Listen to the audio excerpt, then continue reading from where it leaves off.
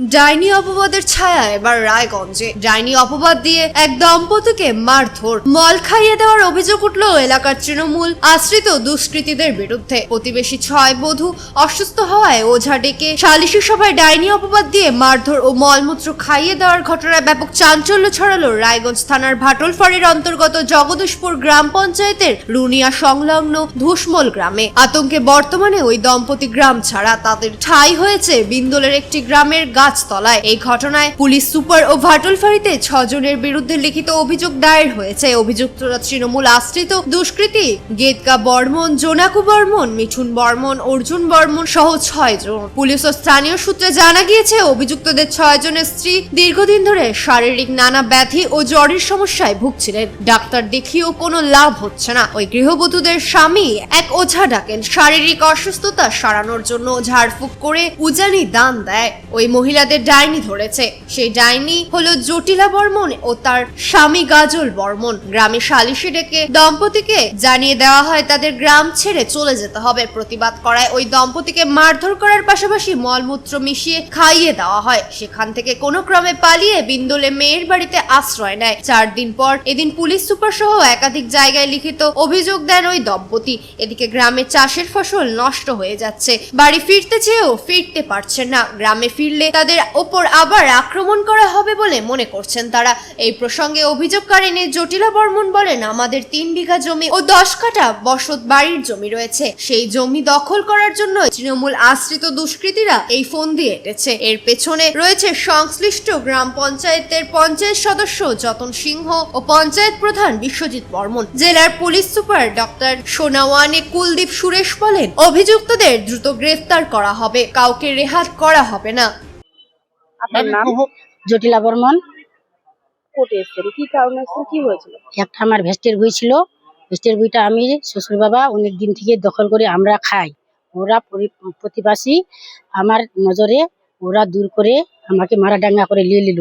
তারপরে আমি ডায়েরি করলাম ফাঁড়িতে। ডায়েরি করবার পরে তারপর ওরা ফাঁড়িতে টাকা চাইছিল 5,000।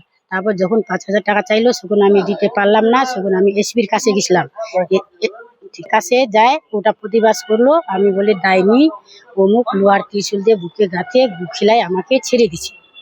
ওটা তৃণমূলের মেম্বার ঝটন বর্মন, ওরাও ছিল। সবাই মিলে ওরা আমাকে বাড়ি থেকে 6 মাস থেকে তাড়া দিল।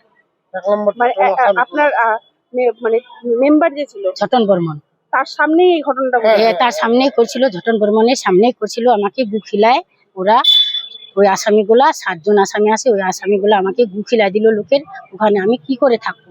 তার জন্য আমাকে এখানে 5টা মেয়ে কষ্ট করে বেঁধেছে। ভূত পিশাচের পক্ষে ডাইনি জুগনি করে লোহার ত্রিশূল দিয়ে বুকে গাঁথিছে। দুনিয়া মোড় থেকে আমাকে ডাকায় আনিছে, ধরিয়ে আনছি, মোটর সাইকেলত উঠায়।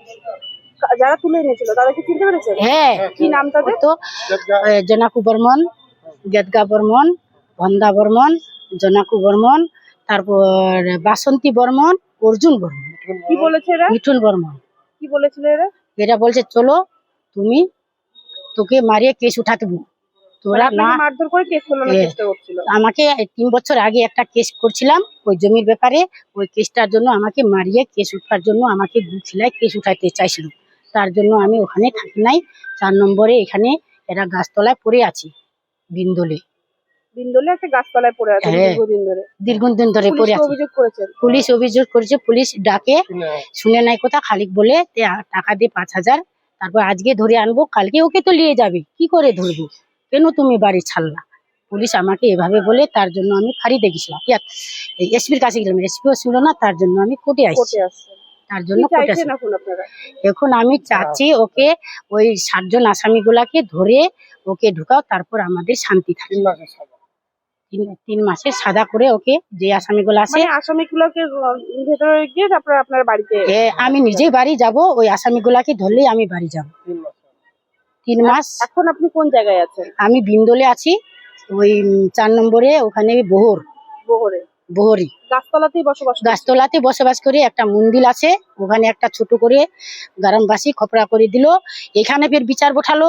মেম্বার বলছে, আমার গ্রামের মেম্বার বলছে ছুটে যাব। ওই মেম্বার বলছে ঝটন সিং বলছে ওদের বিচার করা যাচ্ছে না, ওরা দরদবস্তি, ওরা বেশি আর আমার দুইজনে কি করতে পারবি।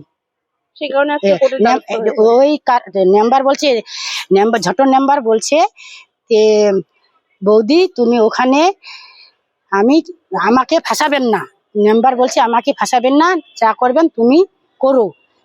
তার ব্যবস্থা আমি আজকে কোর্টে আসছি। সেই কারণে আমি কোর্টে আসছি। ওই আসামি কোর্টে এসে অভিযোগ করবো ওই আসামিগুলাকে 7 জন জনাকু বর্মন যাতে শাস্তি হয়। ওকে ধরা হলে আমি আবার চলে যাব।